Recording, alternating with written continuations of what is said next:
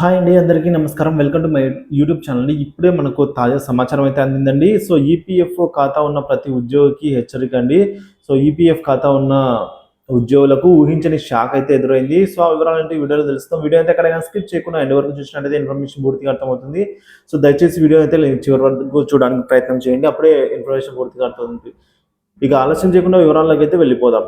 భవిష్య నిధి చందాదారుల వ్యక్తిగత వివరాల్లో తప్పులు ఏమైనా ఉంటే సవరణకు తిప్పలు తప్పడం లేదండి. సో, సవరణలు అయితే జరగడం లేదు. సవరణ నిబంధనలు మార్పు చేసిన ఈపీఎఫ్ఓ వాటి కోసం వచ్చిన దరఖాస్తుల ఆమోదానికి నెలల తరబడి సమయం తీసుకుంటుంది. చిన్నపాటి సవరణ అధికారులను కేంద్రీకృతం చేసి ప్రాంతీయ పీఎఫ్ కమిషన్కు అప్పగించడంతో పని భారం క్షేత్రస్థాయి విచారణ పేరిట జాప్యం జరుగుతుందండి. దీంతో సవరణలు పూర్తవక పదవి విరమణలు, నగదు ఉపసంహరణ, అలాగే పీఎఫ్ ఖాతా బదిలీ, పెన్షన్ మంజూరు క్లెయిమ్ల ఆమోదం అయితే ఆలస్యం అవుతుందండి.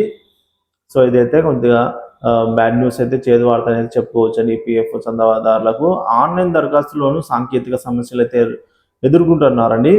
అదేలా అంటే ఈపీఎఫ్ఓ ఖాతాదారులకు సంబంధించిన చందాదారుని పేరు, అలాగే జెండరు, పుట్టిన తేదీ, తల్లి పేరు, తండ్రి పేరు, లేదా బంధుత్వం లేదా వివాహ స్థితి, ఇలా ఉద్యోగంలో చేరిన తేదీ, సర్వీస్ నుంచి వైదొలగడానికి కారణాలు, సర్వీస్ నుంచి వైదొలిగిన తేదీ, జాతీయ ఆధార్ నెంబర్లు వంటి 11 రకాల వివరాల్లో మార్పులకు అవకాశం ఉంటుంది. గతంలో ఈ వివరాల్లో సవరణకు యజమానితో కలిసి జాయింట్ డిక్లరేషన్లు ఇచ్చినా నెలల తరబడి ఆమోదించకపోవడం, ఒకవేళ చేసిన సాంకేతిక తప్పిదాలతో వివరాలు పూర్వస్థితికి వచ్చేవండి. ఈ సమస్యల పొరపాటుతో నివారణతో పాటు వ్యక్తిగత వివరాలని ఆన్లైన్ ద్వారా సవరించేందుకు ఈపీఎఫ్ఓ మెంబర్ పోర్టల్లో జాయింట్ డిక్లరేషన్ దరఖాస్తు అందుబాటులోకి తీసుకువచ్చిందని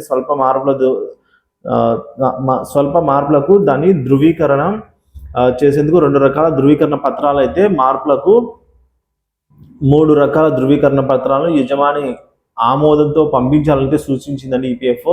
ఇక సరైన పత్రాలు జతపరిచిన క్షేత్రస్థాయి పేరిట నెలల నుంచి 2 నెలల సమయం అయితే వారు తీసుకోవడం జరుగుతుంది. సో, ఇది కూడా దురదృష్టం అయితే చెప్పుకోవచ్చండి ఆన్లైన్లో కూడా. సో, ఈ విధంగా ఒక సంస్థ నుంచి మరో సంస్థకు బదిలీ అయినప్పుడు, ట్రాన్స్ఫర్ అయినప్పుడు పీఎఫ్ ఖాతా నుంచి నగదు బదిలీ చేస్తున్న ఈపీఎఫ్ఓ సర్వీసు బదిలీ చేయడం లేదండి. సో, మనిషి ట్రాన్స్ఫర్ అయినా కూడా ఈపీఎఫ్ఓ సర్వీస్ అయితే ట్రాన్స్ఫర్ చేయడం లేదు. Online దరఖాస్తులో software